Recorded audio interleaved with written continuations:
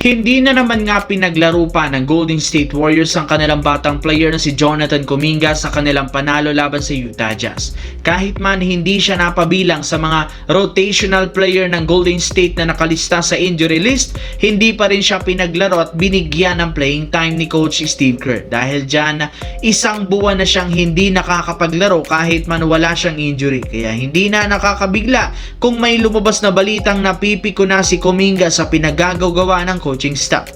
Ayon sa isang insider, personal na ngang kinausap mismo ng kampo ni Kuminga ang Warriors na gusto niya nang mag-request ng trade. Gusto niya nang lumipat ng ibang kupunan na magbibigay sa kanya ng tiwala at playing time para mapa-improve ang laro. Kaya wag na ngang magtaka ang mga fans ng Golden State kung hindi na naman makakapaglaro si Kuminga sa mga susunod na laban dahil hinihintay na lang naman ng team payagan siya ng NBA na i-trade sa January 15. Samantala, kumpirmado na bagamat nagagawa ng Los Angeles Lakers na makakuha ng mga impressive wins, plano pa rin ng front office gumawa ng isang trade. Napatunayan hindi nila kayang sumabay sa physicality ng mga championship contender.